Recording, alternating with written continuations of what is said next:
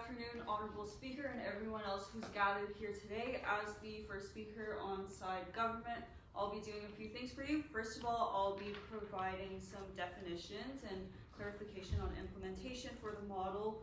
On the motion, this House believes that nobody should tip at restaurants or other service-based establishments. So we define this House as Canada, nobody as in just individuals. Tip as in additional gratuity on top of the bill. Restaurants as in dine-in or sit-down places, or other service-based establishments as in places that include a server. Implementation-wise, we would say that employers would instead pay an additional $5 an hour minimum on top of their current minimum wage at dine-in restaurants or establishments with a server, and a time frame would be by the end of 2026. However, the company can add however much more they seem reasonable on that front.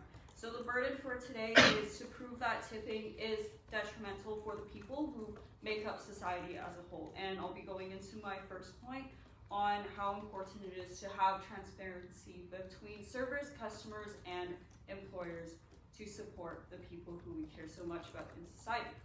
So context-wise, first of all, I think most people have noticed tipping culture has been getting out of hand in the past 10 years or so, especially with economic inflation already in the picture and tipping just following that. We think that it's simply unreasonable and detrimental to society in the current context.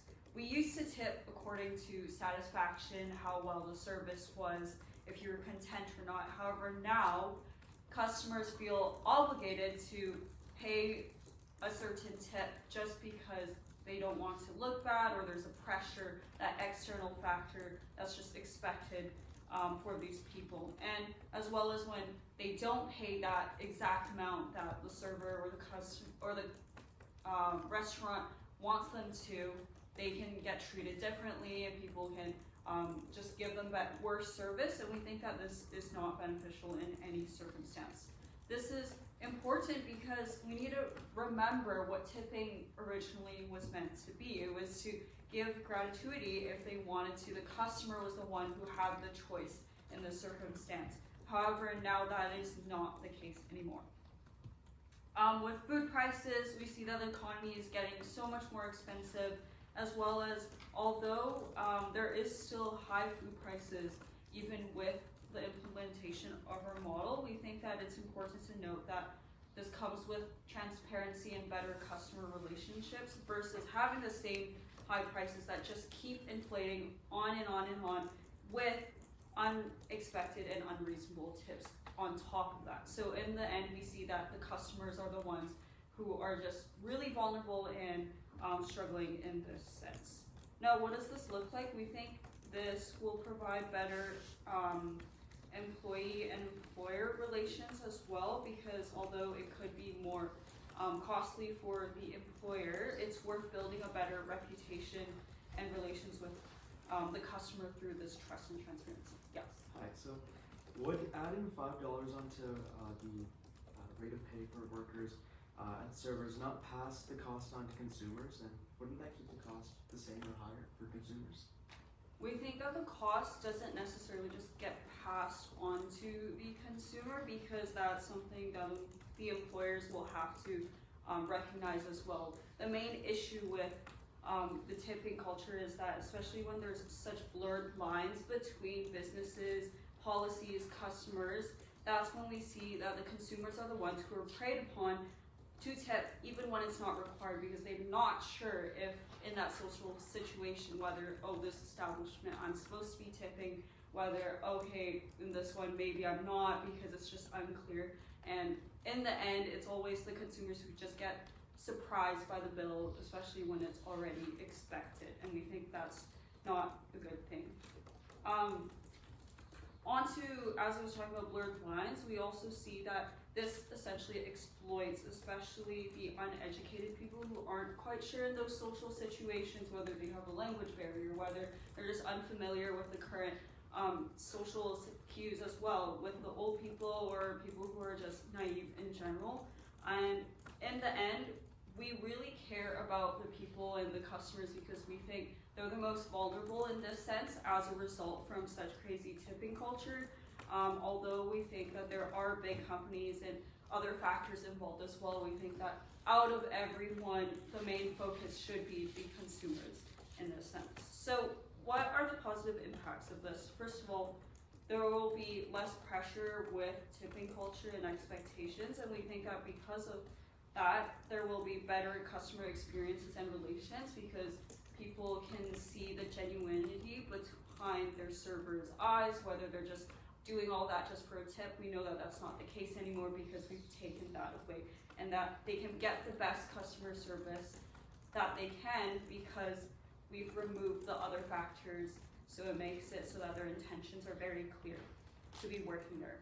Additionally, this makes it more credible brand reputation because they are directly connecting with their consumers, and also there's just transparency overall, and we think that this is better for society as a whole, to not have people be confused on what social cues are, and just to be able to integrate to society and enjoy the benefits, especially in this such hard economic times, as well as we think that there are clear motives behind businesses and people as a whole, and because we care about the people and the betterment of our society, we're so proud to propose.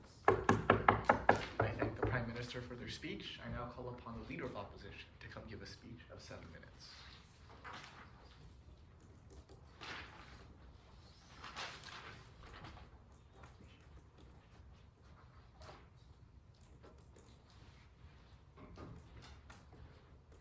Whenever you're ready.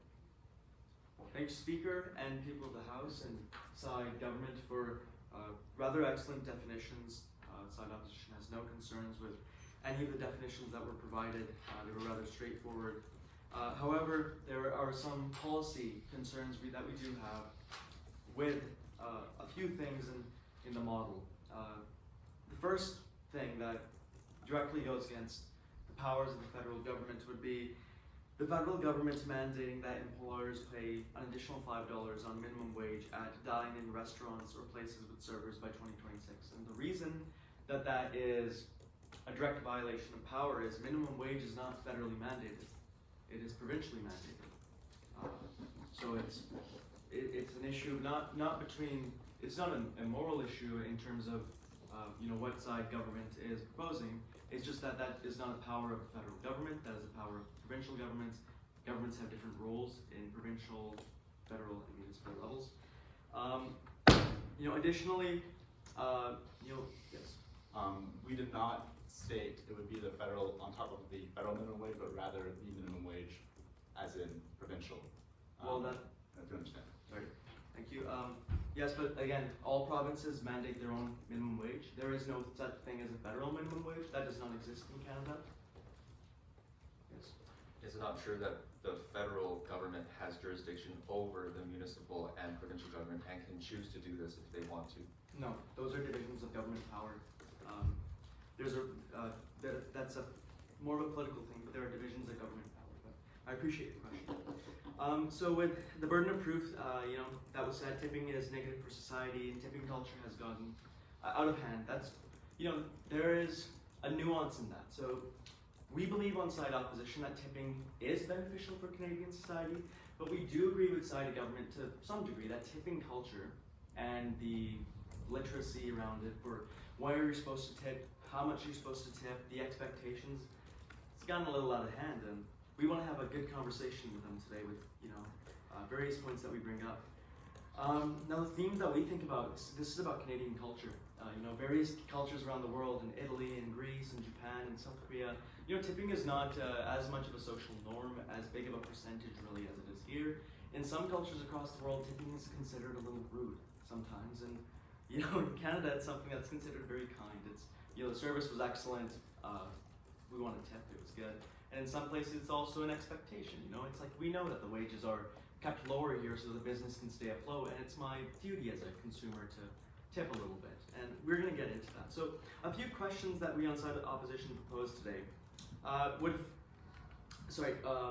Won't businesses cut back on staff due to higher labor costs, leading to higher costs for consumers while getting worse service at a higher cost?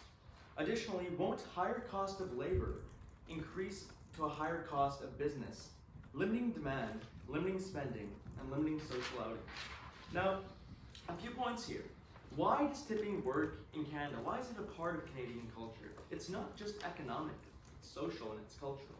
It allows businesses to keep costs low, less government tax on them specifically because a lower amount of specific operational revenue. Servers keep tips and they're taxed accordingly. Additionally, they can earn more. They're incentivized to earn more in various settings. Now, tips indicate exceptional service, gratitude, appreciation for servers, and the establishment, and help support servers and workers, and businesses while following Canadian social norms and culture. And now the wage system, again, just a minor thing, it's provincial, right? The government cannot mandate a federal hourly rate. It goes against the Canadian political system. It goes against the divisions of power between the federal and the provincial government.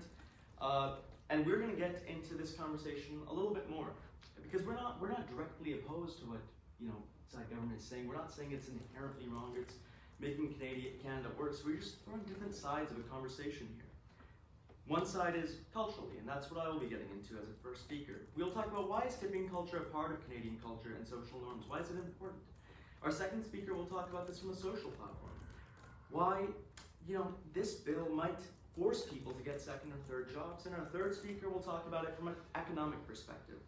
Why the current system is more beneficial and why employees, businesses, and consumers are at a loss with the proposed bill. So getting deeper into the cultural aspect of this, in Canada, tipping is a part of the culture at service-based establishments, especially those with a high degree of service involvement, such as the dining restaurant, taxis, ride shares, bartenders, various entry-level jobs, but I understand that government set the parameter for specifically dining restaurants and other places of service. Now this works for a reason, because it keeps the cost of business low, while workers, their taxable specific income and the taxable reported level of revenue that the businesses have, it's at a lower rate because there's a division between tip and there's a division between reported revenue. And the cost for consumers lower as well. Now the status quo does work. It promotes people to spend more often, to consume more often, and there are social and economic benefits of it, now tipping culture has been a part of Canadian culture and American culture for a long time, but in various countries like Italy and Greece and Europe and Japan and South Korea in Asia, it's not as ingrained. Now tipping isn't necessarily accepted there, it's not a necessity, and in some places, especially in Japan, it's more so culturally offensive or insensitive in certain areas. So as margins are higher, so if you remove tipping altogether and you keep margin you price the cost of business, that may work for places like Italy and Greece and Japan and South Korea where global tourism is exceptionally high. But in Canada, we've noted that tourism has not kept up competitively to those other places. So domestic demand for those various products where you have to tip, where the cost of business is now doing higher for consumers, is going to go down because it's a basic principle here of supply and demand based on cost, right? We cannot competitively compete. Last minute, sir? Yep. Okay, sorry. We cannot, compete with Italy, with Japan, with Greece, because we don't have as many tourists. So when domestic demand goes down, that's really going to affect Canadian businesses. It's going to affect how many people those Canadian businesses employ. It's going to affect how many jobs our workers have to get. It's going to affect how much our own consumers go and spend. So the system may work for those countries, but not necessarily for us, because every country has a different system, different benefits, different culture, different things that make them unique and provide heterogeneity for them. So let's keep our cultural heterogeneity in a system which works for Canadian workers, Canadian consumers, and Canadian business. Sorry. I thank the Leader of Opposition for their speech. I now ask the second member of government for a speech of 7 minutes.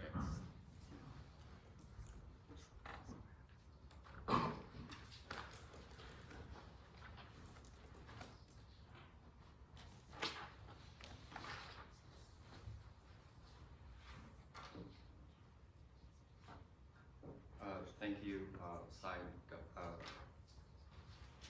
thank you, opposing side. we believe that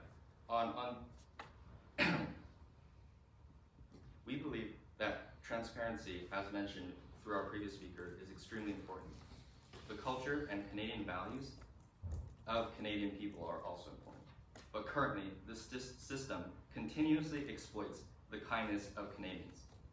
Complaints have already been voiced, and due to societal norms, this cannot be broken because of fear of implicit impoliteness, a fear of not showing gratitude to people. But really, what needs to happen is change. Change from the government. We're saying that this is not acceptable. We believe that the end of tipping would be fair for everyone involved. In terms of fairness for the waiters, there are waiters who might receive implicit discrimination and prejudice against them. There are people living in marginalized communities, people who are subconsciously discriminated against, and these people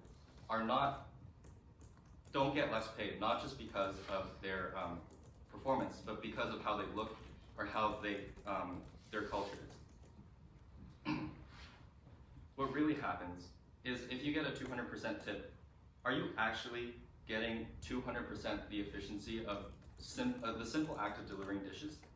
No. Waiting is a simple job, and it's a relatively simple job that is entry level for people who are in college, for people who are just beginning their careers, and it does not need the cutthroat environment of tipping in order to thrive.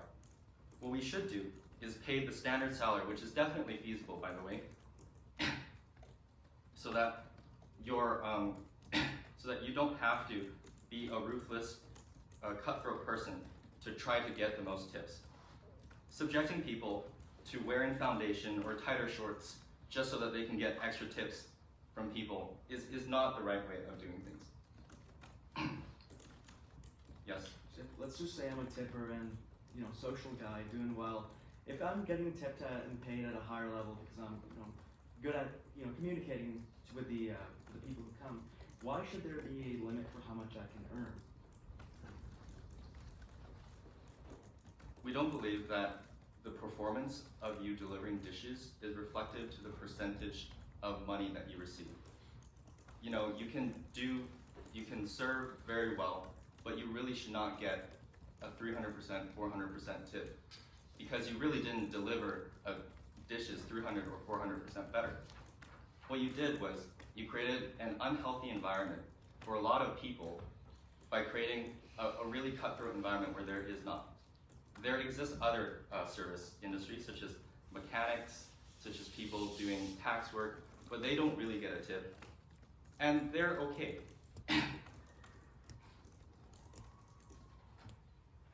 In the end, the culture of tipping is just exploiting people for their kindness.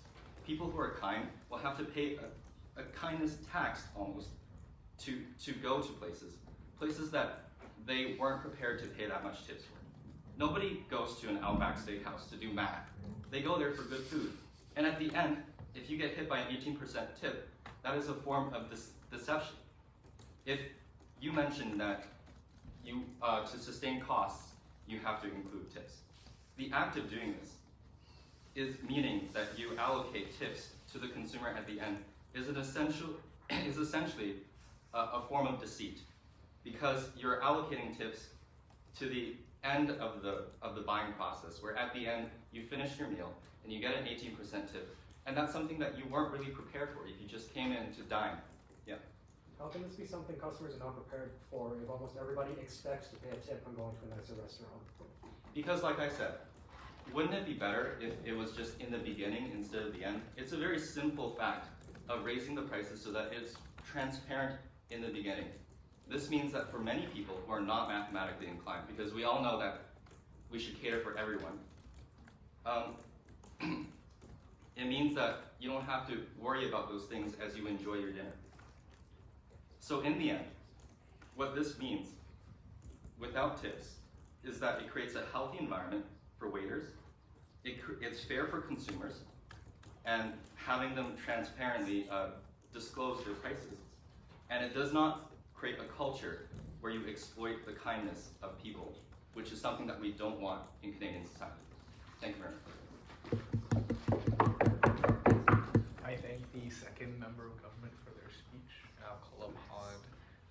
the second member of opposition to give a speech of 7 minutes.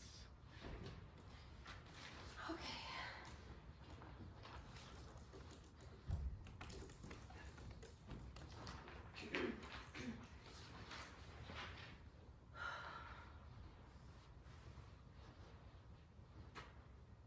Good afternoon, ladies and gentlemen. My name is Emily, and it is an honor to be here debating with you on the topic today. First, I will be going into some rebuttals, and then I will be going into the economic realities of this motion and what this will socially do to people. But first, let's talk about their model.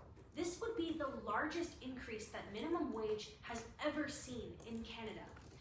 This House believes part of this motion also means that the debate should be focused around the idea rather than around the model. And this is likely set up this way because of the inability of the federal government to actually pass this motion and increase the minimum wage because it is provincial jurisdiction.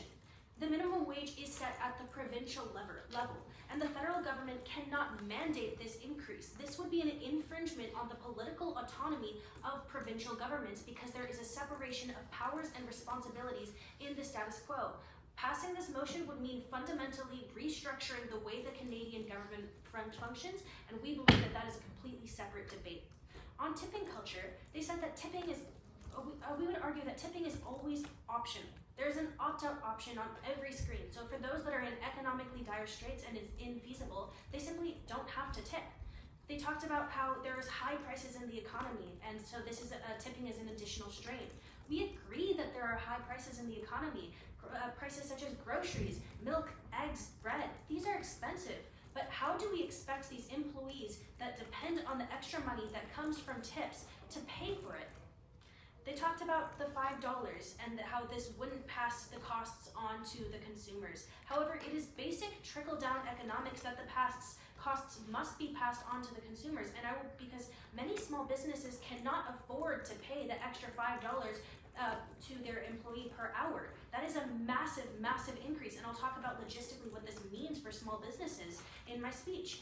But they talked about how tipping culture exploits the uneducated, the naive. It's a social pressure. It's a kindness tax. This argument takes the intelligence and comprehension ability of the average Canadian citizen at its absolute worst. Side opposition would argue that Canadians tip based on appreciation of services, and always has, and it is a knowledge of the financial realities that small businesses face in the status quo and the low wages for service industry workers. This is an informed and educated citizen that is making these decisions. This is not a naive and uneducated Canada that we are working with. We are talking about educated citizens. They talked about how the kindness tax of social pressure is a form of deceit, but tipping culture is expected. It is well integrated within our society. It is not deceit because it is well known and expected. It is accounted for. And for those that are not mathematically inclined, it is often calculated for you if it is but you seem to disagree. How can you say that tipping culture is optional in the beginning and then say that it is expected in the same contention? Absolutely. So tipping is absolutely optional. It is expected, but it is optional. And I understand how this could be seen as like contradictory, but there is an opt-out option on every tip. You can put $0 for the tip. That is an option. However, it is expected and it does support an industry. And so taking away the option to tip would harm this industry is the argument there. Thank you for asking.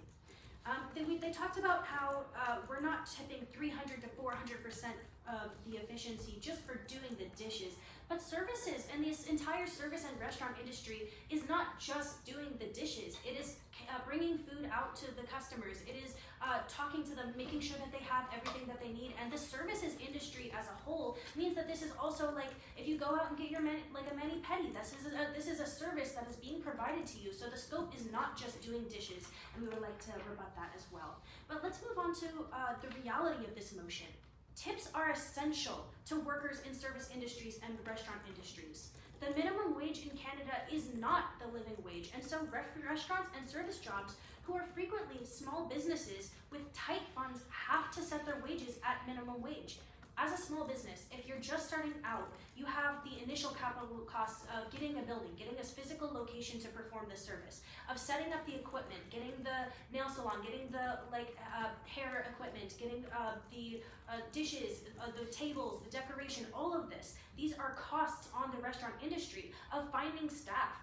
This is a reality of tight budgets for these small businesses. The current system is friendly to entrepreneurs who have faced these tight costs. It allows service workers to make a living wage while not putting these small businesses under, and in fact allowing them to start this entrepreneurial process in the first place, because they are aware that they can set their prices at minimum wage and not have to pay an additional $5 an hour per worker, which would mean that starting this business in the first place is infeasible. So this is an entrepreneurial environment that encourages competition and ultimately lowers costs for the consumer, because these businesses have to lower costs to remain competitive in the market. So taking this system away also requires a fundamental shift in Canada.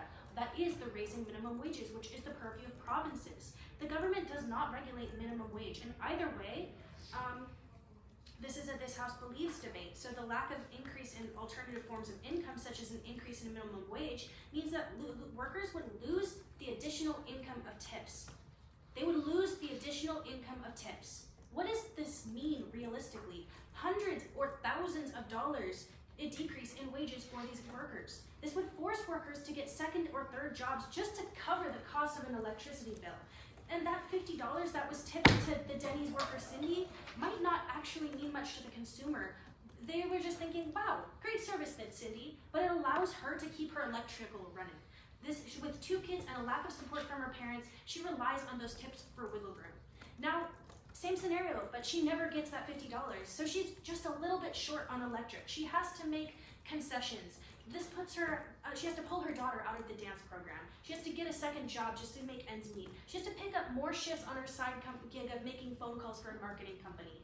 This is the reality for so many Canadian workers. We have a moral imperative to support these people, and that is what tipping culture is all about. Removing tips is easy to talk about from our high horse in this debate room, but for those that are your neighbors, friends, family, or the younger generation trying to save to go to university, it might not be possible without these tips. This is a merit-based system that encourages Cindy to give the best possible services. Without these tips, why would Cindy even stay in the restaurant industry? Thank you. I thank the second member of opposition for their speech. I now ask the third member of government to come give a 7-minute speech.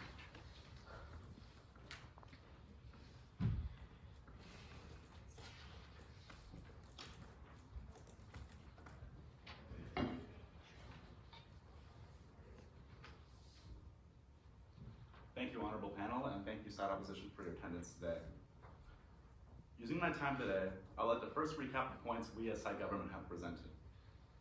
Firstly, we believe tipping is detrimental to the consumer. The consumer faces more stress, far more stress, than the business does in today's economy. And while side opposition has seemingly argued for the business and their income, we as side government are arguing for the individual and the consumer, who are facing record debt and record low disposable income. Secondly, our point, tips feel obligated. And side opposition presented this point that it is technically optional. Well, maybe technically optional if you don't want spit in your food or various other human liquids. Further, we also made the point that this would better employee and employer relations. We believe tipping is a point of contention, both whether negative, positive. We want a consistent and transparent system across the board, and that is what we are arguing for today. Consumer transparency in our economy is paramount to our beliefs. Secondly, the point about Canadian values. We don't believe tipping is inherently a Canadian value. We believe kindness is a Canadian value, and that is being exploited with our system today. We believe that the tipflation, as we call it, has coincided with actual inflation, where the amount people are expected to tip has increased, compounding against inflation. The other point we mentioned today was the implicit discrimination that can occur at tips, or at point of tipping, where people may tip based on their own prejudice, and we believe this would also improve fair wages across the board for workers who may be subject to that. Now I'd like to rebut some of the points we've heard from side opposition. primarily their point about the economics of it. There's this idea that the businesses will somehow have to skyrocket the prices. Well, consumers already effectively pay whether 18 to 25% tax on top of prices. And if businesses no longer obligate tips, well, they can increase prices marginally. And even if that does reach the price that it currently is effectively, that will still lead a more transparent system across the board, which is what we are arguing for today. Yes? So when the government does mandate that tips are being mitigated, and you're paying $5 more, and that causes a higher cost, I think, just with economics, does that not increase the taxable income generated by restaurants? Absolutely. And we believe this is a positive, because right now the system is being exploited by the fact that tips are underreported notoriously. Tipping income is underreported. We want a system where people are not going against and being covert against the tax system and are submitting their tax income fairly. Also, the point about there was an argument made that workers do deserve this additional income with the tipping, and we would like to restate the point that our $5 minimum is just that, a minimum. If employers see the value, let's say someone works at a luxury brand and they're making $80 an hour in some cases, if the employer actually sees the value and wishes to retain that employee, they will pay it themselves. We are not limiting, we are simply adding a minimum. Also, there was the point about this House believes, and we believe that as side government, there was a mandated option for us to provide a solution. We cannot simply argue the idea against tips and say we don't like them. We all agree, nobody likes to pay a tip in addition to the cost they've already incurred.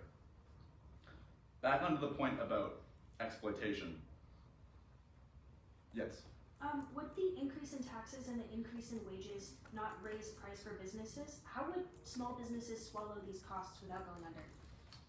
Like I said, they can increase the price marginally as they see fit, and we will now have a more transparent economy where consumers get to pick the option to dine out as they choose, and not be heavily weighted against by this additional surcharge.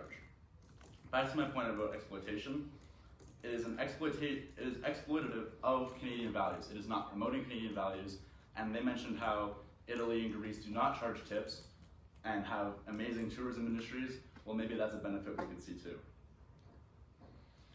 But like I said about the exploiting of Canadian values, that is the fundamental problem. People are not informed of cultural norms always. There was a point made by side opposition about how they suggested we are insulting the intelligence of Canadian consumers. Canada has a massive population. We have, and not to say Canadians are not intelligent, this is a case of cultural norms, not necessarily intelligence. We also have a vast immigrant population who may not be informed and aware of our cultural and societal norms. We believe transparency is paramount, like I've said earlier, and this motion seeks to resolve that. If we have immigrants paying, and people who are not aware of cultural norms, paying surcharges, and even this would this motion would also alleviate incessant tipping at particular corporations. As we see now, you cannot go to certain businesses that should, in no real world, be charging a tip, yet they do. With this motion, we would alleviate that, and also, in those cases where businesses are charging tips when they should not, it is often the case that those revenues are going to the business, and instead of the worker, where the person who is tipping believes that their money is going to the worker. And that is fundamental to our point about exploitation and transparency, which is why I'm so glad to propose. Thank you. I thank the third government speaker for their speech. I now ask the third opposition speaker to come give us a speech of 7 minutes.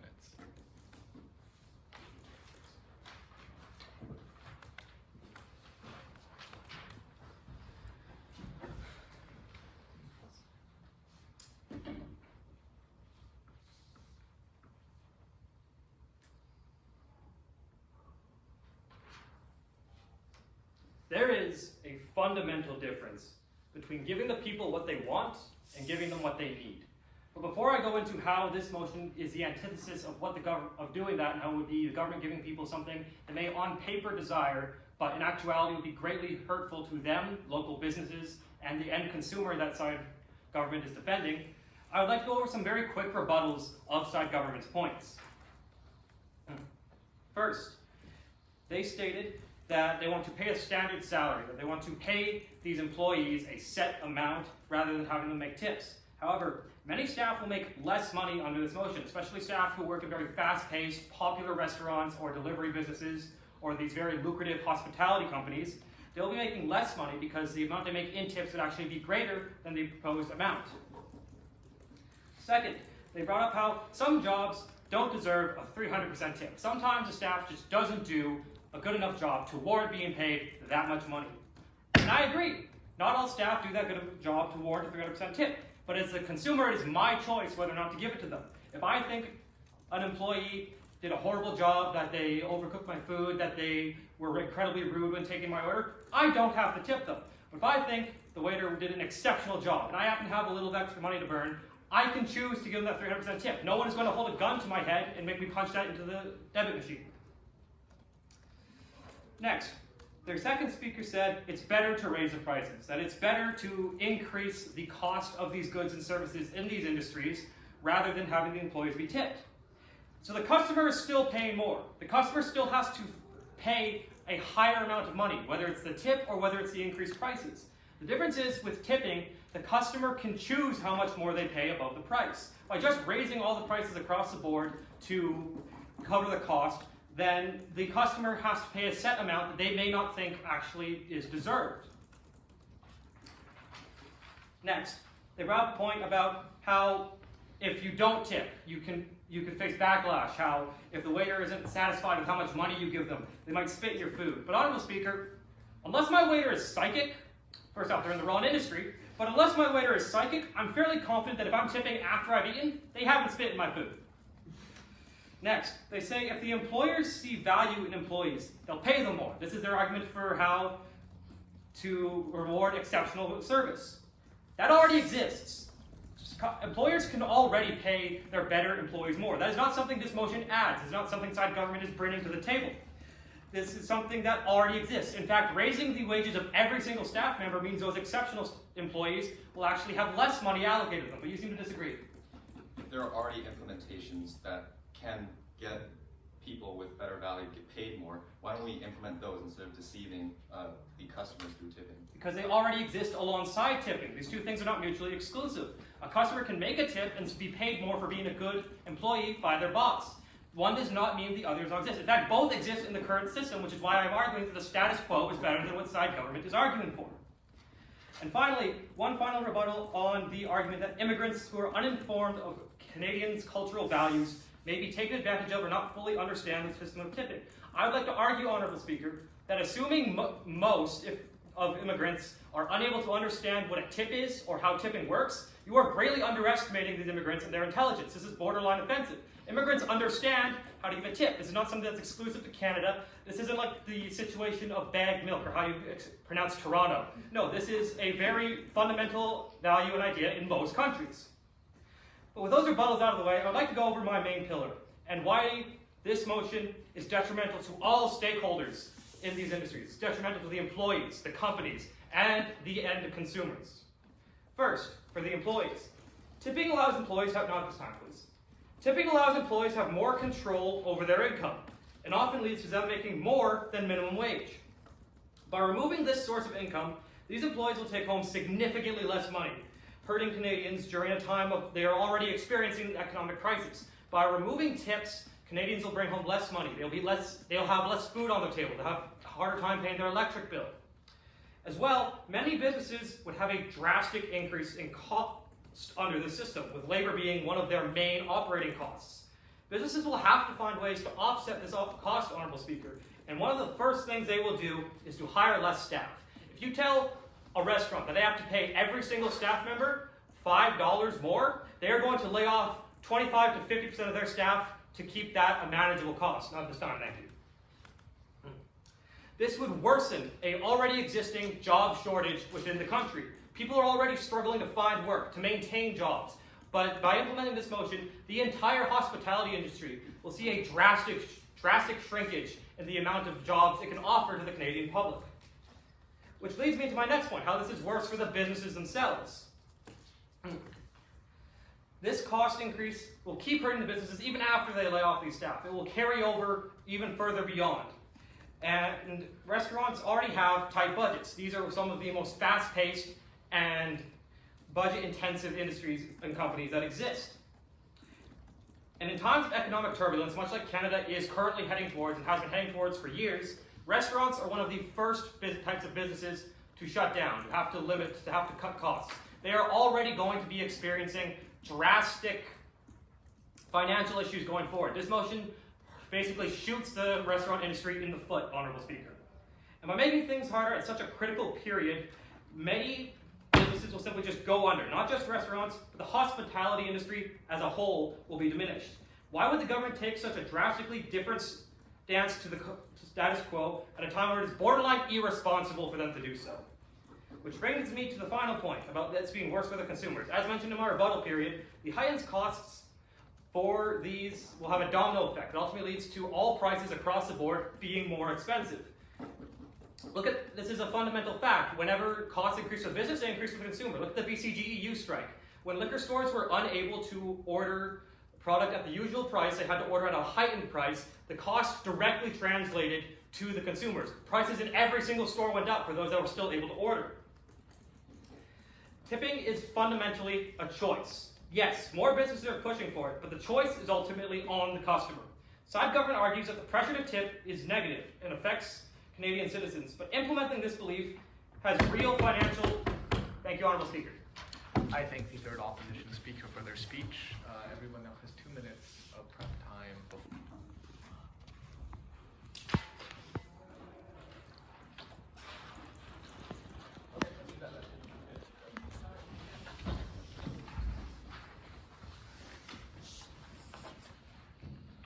Whenever you're ready. Good afternoon, ladies, gentlemen, and honorable speakers. My name is Jay, and I'm here to close for side opposition. I would like to start by saying that side government has claimed that tipping culture is damaging to Canadian society, and that by erasing tipping altogether, it will benefit everyone. But side opposition does not agree that this is the solution that will truly benefit everyone. At the end of the day, erasing tipping altogether doesn't benefit everyone. Tipping culture does have a large part in Canadian economies, and it does show that it does benefit everyone involved. As mentioned before, there is a trickle-down effect.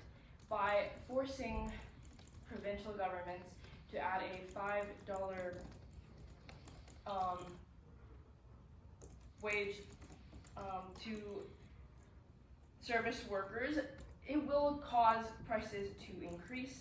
This increase forces the consumer to pay more money for essentially the same service, and if not worse service. The service industry is not easy as side government is making it out to be. Bringing plates and waiting isn't just bringing plates and waiting. It is standing on your feet for long hours, sometimes taking undeserved criticism and remarks from customers who maybe are just having a bad day and you just have to roll with it. You are paying for their skill when you tip. You are not forced to tip again. Tipping culture has been enforced, but again, it is still a choice at the end of the day. No one is sitting behind you and whispering and watching to see whether you tip, to spread the news to all your neighbors and your friends that you are a bad person because you decided not to tip that day. It is a choice ultimately. So to say that it is the main issue within Canadian society would not be true, and by taking away the ability to tip, you are taking away money from service workers who do put time and skill into their professions, as waiting tables and making manicures and waiting on people is a part of that experience. Anybody who is going to a hotel, going to a sit-in restaurant, even an Outback Steakhouse, is going there to expect to be waited on. to be cared for, to have pleasant conversation with your waiter, to be ignored and to be treated poorly by your waiter. You are able to communicate, I did not like that, therefore I will not tip you. And that gives proper communication between the service industry and the consumer. Side government argues that transparency between consumers and businesses is their main goal. But tipping was not hidden. Transparency is there. As a society, we are openly known to maybe expect tipping, but it is also openly known that you don't have to. That expectation is still a choice. So, what transparency are we creating by banning tipping? It is not a secret, again, at the end of the day. Tipping does help people who work in service industries that aren't recognized for the tiresome work that they do. It is not easy to make a living off of waiting on other people hand and foot. There is no other, tipping is a huge reason people do enter that business. It is not an advertised job. Being a waiter has not shown to bring a lot of honor or glory as, say, something in a higher field does. It is one of those entry-level jobs, but it is still one. I thank the opposition reply speaker for their speech. I now call upon the government reply speaker to end off this debate for us with a 4-minute speech.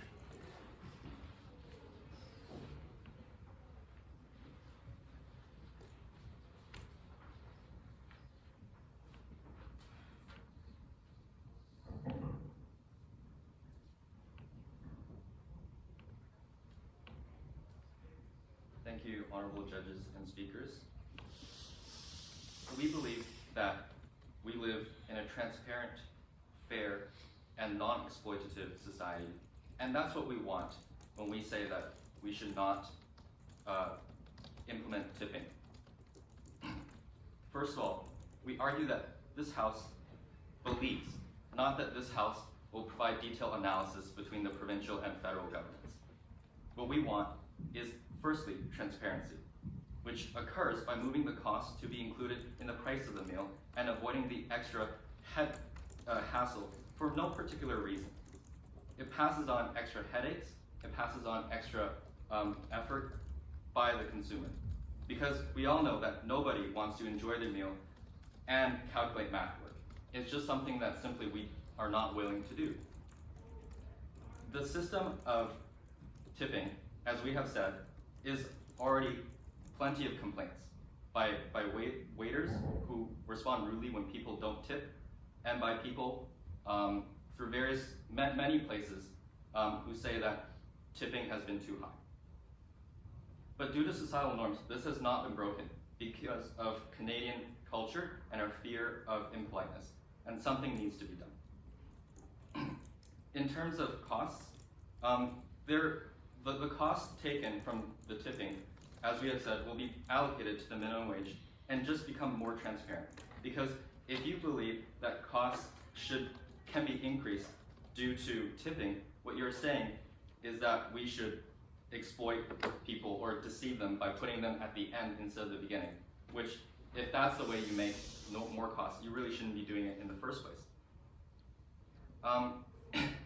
The opponent mentions that there's an optional but also expected value in tipping. So which one is it? In any case, it pins the kindness of people with their economic hardships themselves. And it's just not a good position to be in. And it's generally miserable for everyone involved. We also mentioned that this is an entry-level job. There are plenty of other very qualified high-stakes service jobs that do not do tipping, yet it is still fine. People still survive and are able to pay their families. And in general, it does not cause any issues. In terms of fairness, we realize that it is fair to people who are in marginalized communities. It is fair to people who may not be gifted with attractiveness, that they can still perform and deliver their food without knowing that they need to do such things to have a living wage.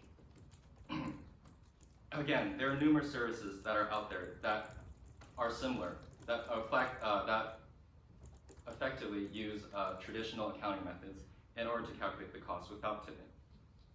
Finally, it prevents exploitation.